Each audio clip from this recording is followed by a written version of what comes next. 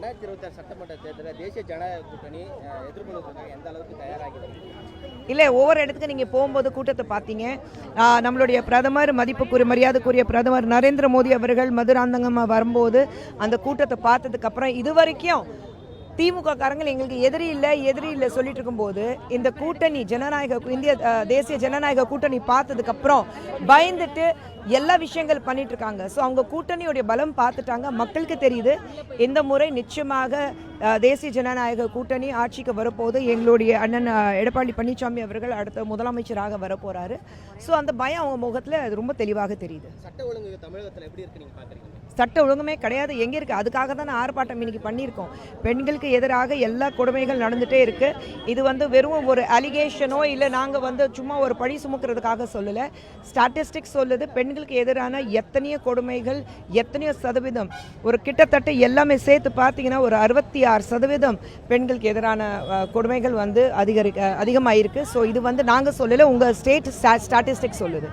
2020 சட்டமன்றத்தில் திமுக 200 தொகுதியில் வென்று மறுபடியும் நாங்கள் முதலமைச்சராக ஆகும் என்று ஸ்டாலின் அவர்கள் சொல்லியிருக்காங்க. நீங்கள் எப்படி கனவு கண்டிருக்கீங்க? வாழ்த்துக்கள். 2026 சட்டமன்ற தேர்தலில் தேசிய ஜனநாயக கூட்டணி எதிர்கொள்வதற்காக எந்த அளவுக்கு தயாராகிறது? இல்லை, ஒவ்வொரு இடத்துக்கு நீங்கள் போகும்போது கூட்டத்தை பார்த்தீங்க. நம்மளுடைய பிரதமர், மதிப்புக்குரிய மரியாதைக்குரிய பிரதமர் நரேந்திர மோடி அவர்கள் மதுராந்தகமாக வரும்போது அந்த கூட்டத்தை பார்த்ததுக்கப்புறம் இது வரைக்கும் திமுக காரங்கள் எங்களுக்கு எதிரி இல்லை சொல்லிட்டு இருக்கும்போது இந்த கூட்டணி தேசிய ஜனநாயக கூட்டணி பார்த்ததுக்கப்புறம் பயந்துட்டு எல்லா விஷயங்கள் பண்ணிட்டு இருக்காங்க. ஸோ அவங்க கூட்டணியுடைய பலம் பார்த்துட்டாங்க, மக்களுக்கு தெரியுது. இந்த முறை நிச்சயமாக தேசிய ஜனநாயக கூட்டணி ஆட்சிக்கு வரப்போது. எங்களுடைய அண்ணன் எடப்பாடி பழனிசாமி அவர்கள் அடுத்த முதலமைச்சராக வரப்போறாரு.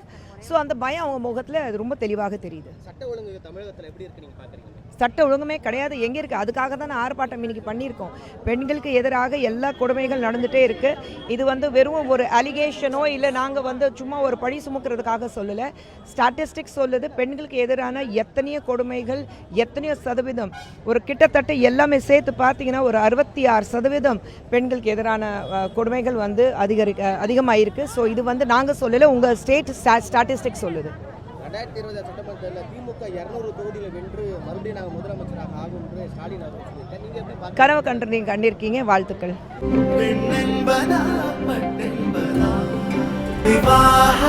மணப்பெண்ணின் பிரத்யேகமான திருமணம் விவாஹா தி சென்னை சில்க்ஸ்.